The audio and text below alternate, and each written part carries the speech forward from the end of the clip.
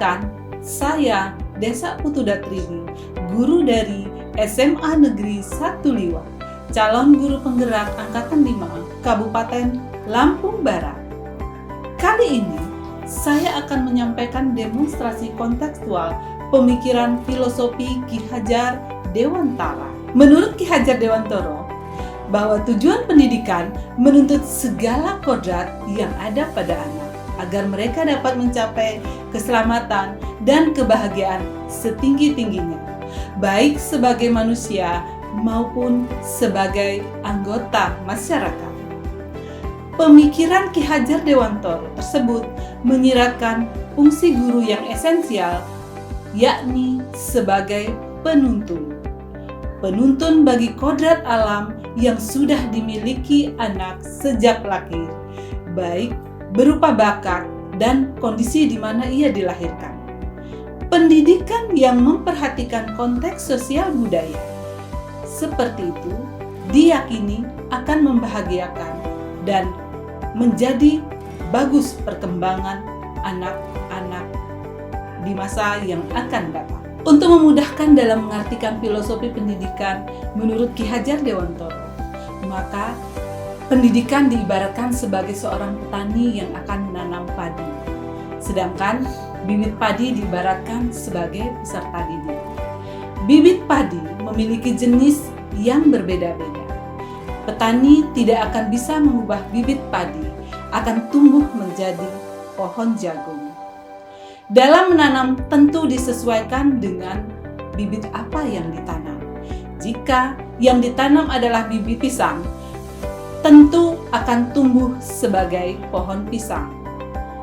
Bibit akan tumbuh sesuai dengan jenis bibit yang ditanam oleh seorang petani. Nah, jika ingin menghasilkan padi yang tumbuh dengan baik, maka kita mempersiapkan, yaitu 1. Menyiapkan lahan, 2.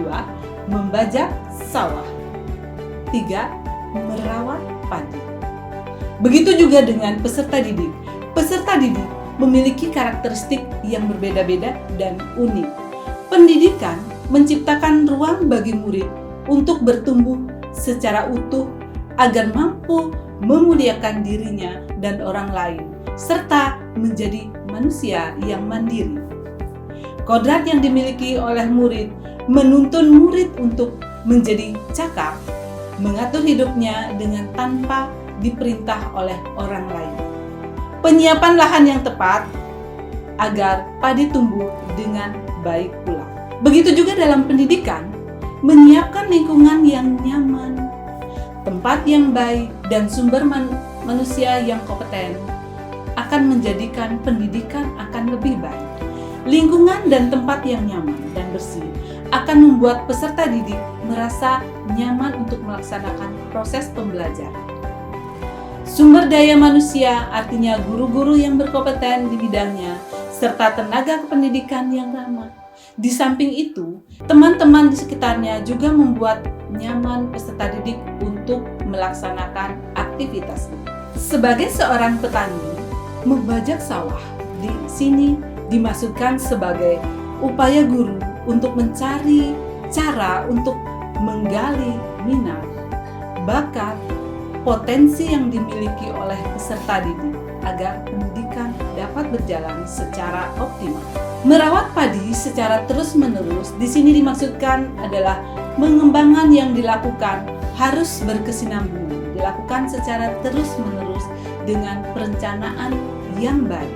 Suatu kondisi yang baik tidak mungkin dapat dicapai dalam sekali waktu. Tahap demi tahap pengembangan dilakukan dengan rencana yang matang. Dengan perencanaan tersebut, maka suatu tahap dilanjutkan oleh tahap berikutnya dengan melalui evaluasi dan perbaikan yang tepat.